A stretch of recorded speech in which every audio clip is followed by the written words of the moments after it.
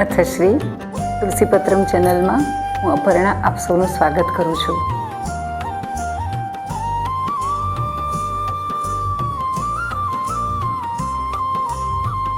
કુપુત્રો જાયેત ક્વચિદપી કુમાતા ન ભવતી. આ ઉક્તિ આદિગુરુ શંકરાચાર્યજીએ દેવી અપરાધ ક્ષમાપન સ્તોત્રમાં મા ભગવતીને કાકલુદી કરતા વિનંતી કરતા એ સ્તોત્રની રચના કરી છે.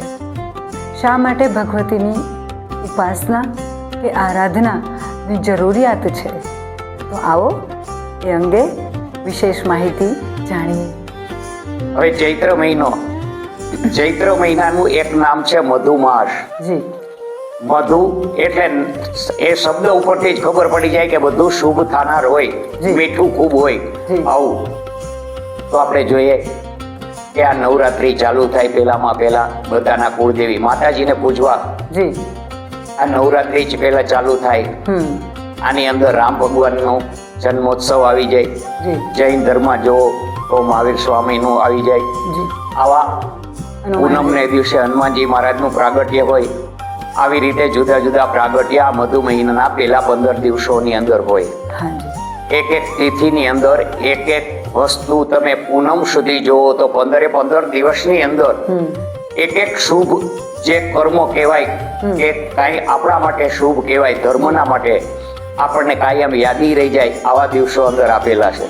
એટલે એનું નામ મધુમાસ છે.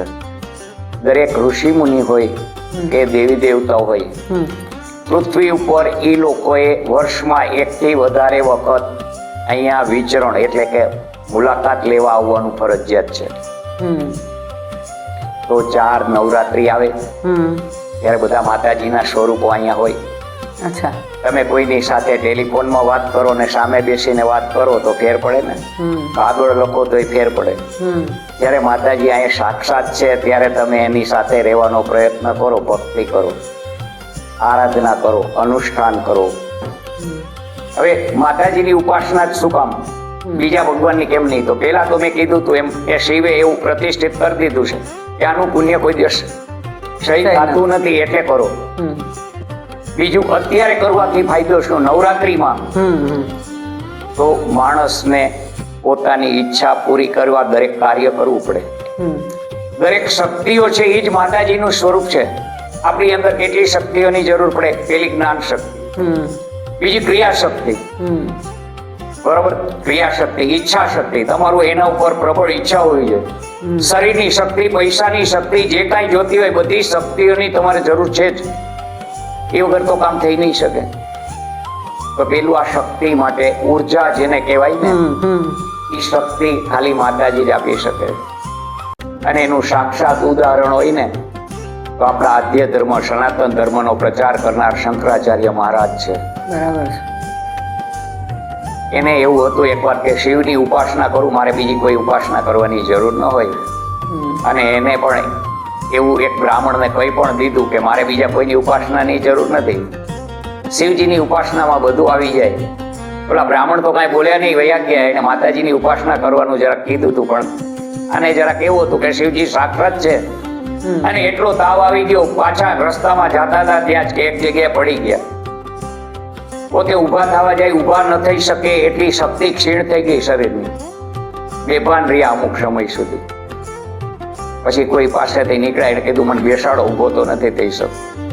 ઝાડના ટેકે બેસાડ્યા ત્યારે ઓલા બ્રાહ્મણ પાછા આવ્યા. એને કીધું કે શું થયું? તો કે બહુ શક્તિ શરીરની ક્ષીણ થઈ ગઈ છે, ઘરે જઈ શકું એવું નથી. હું શું કરું કે તમે મને મૂકી જશો કે આમાં કોઈ તમારી મદદ નહીં કરી શકે. માં સિવાય કોઈ મદદ ન કરી શકે, માં જેટલું કોઈ દયાળુ નથી. અને પછી શંકરાચાર્યએ સમાપન સ્તોત્રની રચના કરી કે કુપુત્રો જાય તો ક્વચિદપી કુમાતા ન ભવતી.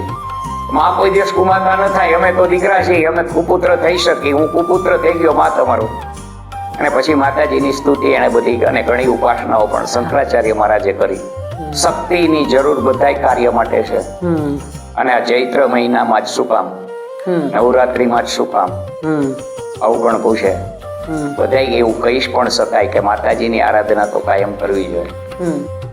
તો મિત્રો, આપણે જોયું એક નાનું બાળક માના ખોળામાં કેવી કાકલુદી કરે છે, કેવી હાહા ગળથલ કરે છે માને રીઝવવા માટે, જે જગદગુરુ શંકરાચાર્ય, જે સનાતન ધર્મના પ્રવર્તક, એમણે એક આદર્શ પૂરો પાડ્યો કે માને એક નાનું બાળક કઈ રીતે રીઝવી શકે અને શા માટે મા ભગવતીની ઉપાસના અને મા ભગવતીની આરાધના કરવી જોઈએ. તો ફરી મળીશું આવા જ નવા વિષય વિડીયો સાથે. ત્યાં સુધી આપનું અને આપણા પરિવારનું જતન કરવાનું ભૂલતા નહીં. મારી ચેનલને લાઈક કરજો, શેર કરજો, સબસ્ક્રાઈબ કરજો. આવજો.